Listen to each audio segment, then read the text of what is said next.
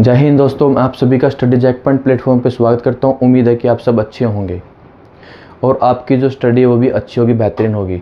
तो आज हम शुरू करते हैं रीजनिंग, और रीजनिंग का जो चैप्टर शुरू करेंगे वो है अंग्रेजी वर्णमाला, इंग्लिश अल्फ़ाबेट। ठीक है, तो आइए हम शुरू करते हैं। तो सबसे पहले रीजनिंग जो इंग्लिश अल्फ़ाबेट है, इन अल्फ़ाबेट के बारे में हमें थोड़ी नॉलेज होनी चाहिए कि कौन सा अल्फ़ाबेट किस नंबर पे आता है, किस पोजीशन पे आता है। जैसे एक ए है हमारा 1 नंबर, बी है हमारा 2 नंबर पर। तो ये बिल्कुल ये याद होना चाहिए हमें, तभी इसके बेस पे क्वेश्चन आते हैं। हम देखते हैं कैसे सोल्व होंगे, बिल्कुल आसानी सोल्व। तो ये मैं आपको बिल्कुल सरल तरीके से और सरल ट्रिक से आपको समझाऊँगा और आपको अच्छे से याद भी होगी। तो सबसे पहले देखिए, हमें एक वर्ड याद रखना है, इजोटी। क्या रखना है? इजोटी। क्या रखोगे? इजोटी।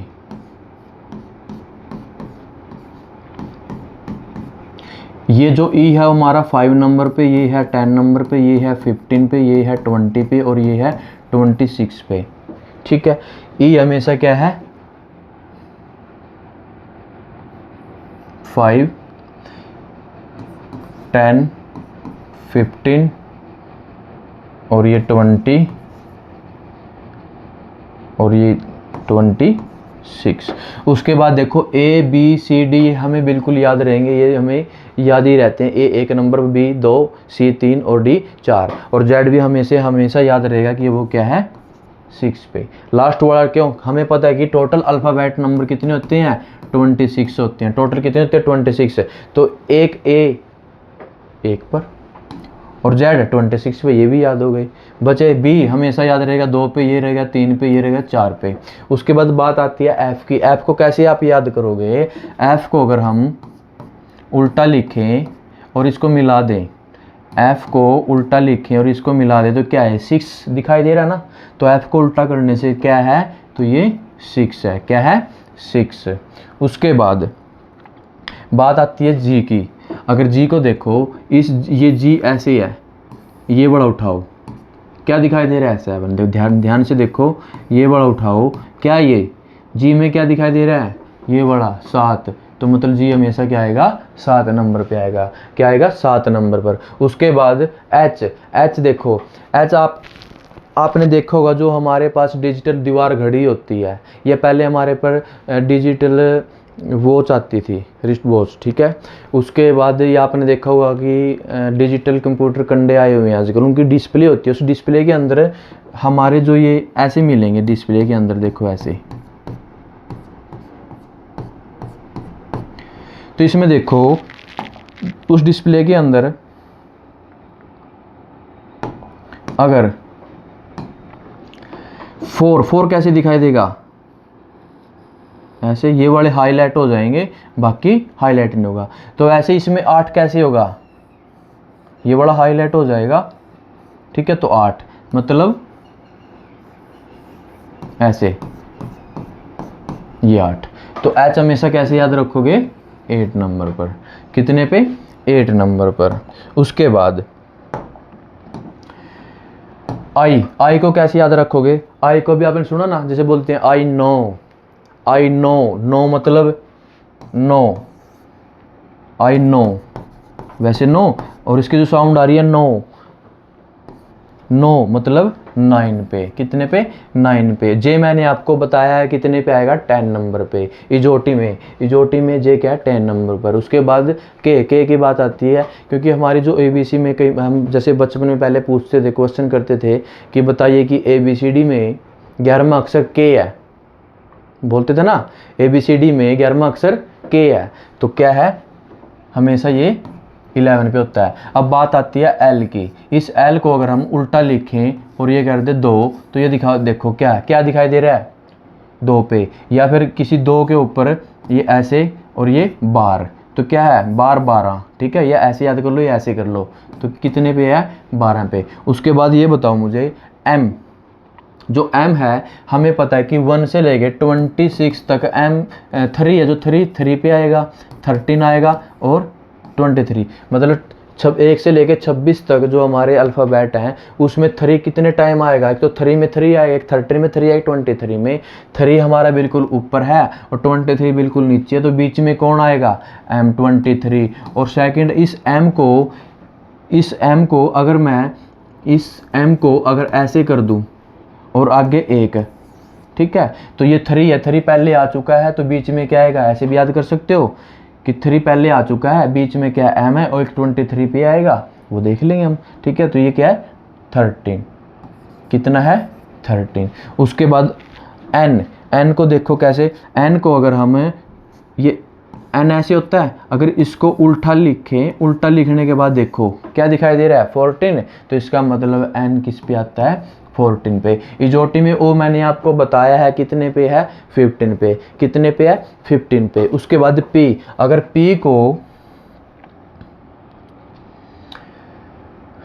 P को उल्टा लिखें और देखो 1 से 26 में 6 कितने टाइम आता है? 6, 16 और 26। 6F आ चुका है, 26Z है, तो बचा क्या? P, और P को उल्टा करेंगे 6 मतलब 26। तो आप इसको भी ऐसे याद कर सकते हो। क्याऊ को अगर हम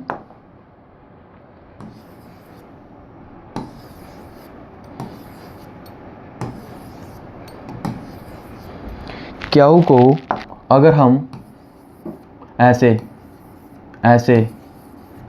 मतलब देखो इसमें क्या दिखाई दे रहा है? 7।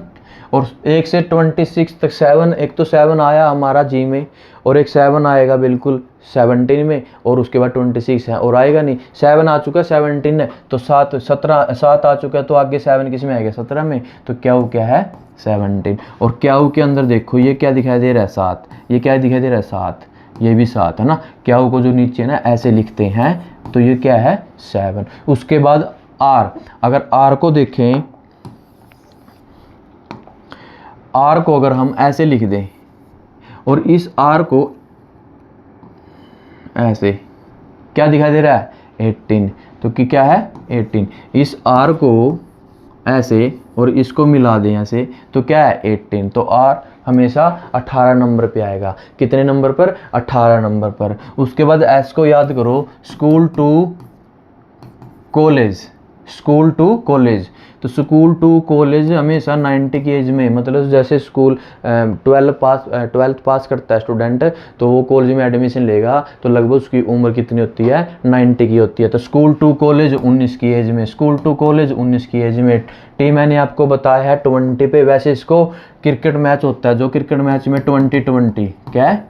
20-20, T20 है ना। आप ऐसे भी याद कर सकते हो। उसके बाद यू को कैसे लिखोगे? साइंस में आपने यूरेनियम सुना होगा, आपने एक एलिमेंट, एक तत्व का नाम है यूरेनियम 221 और 21 क्या है? तो इसका मतलब यूरेनियम कितने पे है? यू कितने पे है? 21 पे। कितने पे? 21 पे। उसके बाद यू का भाई, देखो यू का भाई कौन है? V। यू का भाई V। उसके बाद डब्लू देखो, इस डब्लू को अगर मैं ऐसे लिख दूं, 3 हमारा आ चुका है, 13 हमारा आ चुका है, तो ये डब्लू इसका 3, तो क्या बचा? 23। ये बिल्कुल डब्लू नीचे है, बीच में M था, वो 13 बना और C हमारा 3 था, डब्लू ये। अगर ये डब्लू को ऐसे उल्टा लिखेंगे, 3 दिखाई दे रहा है, मतलब लास्ट में 23 है, तो ये क्या है? उसके बाद X को देखो, कितनी लाइन है? 2। कितनी? 2। टुकड़े कितने हुए? 4। तो इसको हम कैसे याद करोगे? ऐसे। ये हमारा कितना है? इजोटी 25, ठीक है। और ये हमारा Z क्या है? 26। Z क्या है हमारा? 26। तो हमने क्या है? ऐसे याद रखना है। F 16 पे और F को उल्टा लिखेंगे, 6 बन गया। उसके बाद P 16, तो 6 आ गया। 26 में हमारा Z 26 है, ये बचा बीच में क्या है? और P की शेप 6 है, उल्टा करेंगे 6, तो मतलब 16। R को 18, स्कूल टू कॉलेज 90 गेज में, T20 20, M 13 है, तो W क्या 23 है और C क्या आ जाएगा? 1 नंबर पर। उसके बाद H मैंने बताया डिस्प्ले के अकॉर्डिंग देख लो। उसके बाद E भी बता दिया। I know आई नो, और नो की साउंड नो, नो को कैसे लिखते हैं ऐसे। उसके बाद के, ABCD का 11वां अक्षर के, ऐसे आप क्या कर सकते हो, इसको याद कर सकते हो। उम्मीद है कि आपको अच्छे से याद हो जाएगी, और वैसे आपको याद हो भी गई होगी, ठीक है। इसके बाद इसके बेस पे क्वेश्चन आ जाता है, कैसे आएगा, पूछ लेता है एग्जामिनर, बताइए अल्फ़ाबेट में 11वां अक्षर क्या है। अब आपको ये 11 गुरा ऐसे कुछ नहीं, 11वां पता के है तो के। अगर पूछ ले 16 ये, अगर 6 F, ठीक है। V पूछ ले कि भाई कौन है, सॉरी V 22 नंबर पे क्या है, V। और पूछ लेता है कि बताइए कि 21वां अक्षर क्या है, U। पूछ लेता 23 क्या है, W। तो ऐसे आपने क्या करना है, एक बार आप प्रैक्टिस करोगे आपको आसानी से याद हो जाएंगे। उसके बाद हम बात करते हैं नेक्स्ट इसके अपोजिट, ये एक दूसरे के अपोजिट कैसे होते हैं। तो इसमें से भी बहुत सारे क्वेश्चन आते हैं, और मैं बताऊंगा कैसे क्वेश्चन आते हैं, एक बार आप अपोजिट को अच्छे से याद करिए। देखो, ए के अपोजिट हमेशा जेड होता है, ए के अपोजिट हमेशा जेड होता है, और उसको याद करने के लिए आपने सुना भी होगा A to Z, भी मैंने A to Z काम कर लिया, या A to Z तक याद सुना हो, ठीक है ना। तो A to Z हमेशा A के विपरीत Z, या फिर इसको आप आज़ाद से भी याद रख सकते हो, आज़ाद AZ, ठीक है। उसके बाद B हमेशा Y के, और उसको याद करने के लिए तो आप बुआए या फिर बाय, ठीक है। बी का अपोजिट हमेशा वाई होता है, कैसे, बुआए या फिर बाय याद रख सकते हो। CX, तो इसको हम क्रैक्स से याद रख सकते हो, भी X के हमेशा अपोजिट C होता है। उसके बाद D हमेशा W के, और DW के होता है, तो इसको या तो ड्यू, जो हमने कोल्ड ड्रिंक पीते हैं ड्यू, ठीक है, या फिर दोस्त की वाइफ, ऐसे भी याद कर सकते हो, दोस्त की वाइफ या फिर ड्यू। उसके बाद डी के बाद आता है ई हमेशा वी की होता है, या तो इसको आप याद रखो लव में आपको एल हमेशा ओ के अपोजिट होगा, और वी हमेशा ई के अपोजिट होगा। इसमें दोनों वर्ड याद हो गए, एल के साथ अपोजिट ओ और ई के साथ वी, ठीक है। उसके बाद या फिर आप ईवी इलेक्ट्रिक व्हीकल से भी याद कर सकते हो, ठीक है। उसके बाद एफ को या तो आप उफ, या फिर फन, या फिर फॉर यू। एफ हमेशा यू हमेशा एफ के अपोजिट होता है, आप ऐसे याद, for you fun, F U, for you F U, आपस में एक दूसरे क्या होता है, तो उफ याद रखो, या फन याद रखो, या फॉर यू। उसके बाद आइए जी और टी, तो जी टी है ना, जी टी याद है ना, जी टी रोड, या तो आप जी टी को जी टी रोड, या फिर ग्रेट, जी टी के अपोजिट होता है, या फिर एक प्यारा सा शब्द है थैंक गॉड, ठीक है। आप इसको याद कर सकते हो, जो हमेशा जी है हमेशा टी के, है ना, और टी हमेशा जी के अपोजिट होता है। उसके बाद आइए एच हमेशा एस के। एक तो सिंगर का नाम सुना आपने, हनी सिंह, है ना, Honey Singh, Haryana state, high school, ऐसे आप क्या कर सकते हो, इसको याद कर सकते हो, एच हमेशा एस के। उसके बाद आई किसके अपोजिट होता है, आर के, इसको इंडियन रेलवे,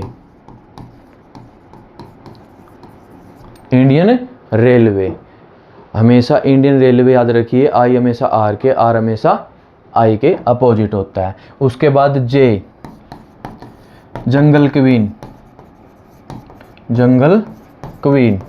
ठीक है, जलियस क्वीन, मर्जी आपको, तो जंगल क्वीन। उसके बाद के हमेशा पी के होता है, तो कर्नाटक पुलिस, या फिर कुर्ता पजामा, या फिर केरला पुलिस, आप ऐसे भी याद कर सकते हो, कर्नाटक पुलिस, केरला पुलिस, या फिर कुर्ता पजामा, ठीक है, आप ऐसे याद कर सकते हो। और एल हमेशा ओके मैंने बताया था लव, लव याद रखना है, एल हमेशा ओके और वी हमेशा ई के या ई वी के ओ एल के हमेशा अपोजिट होता है। उसके बाद बचा है एम और एन,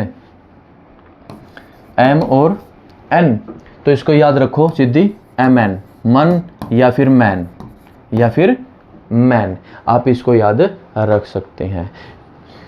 चलो एक बार हम इसको वैसे याद एक बार प्रैक्टिस करते हैं।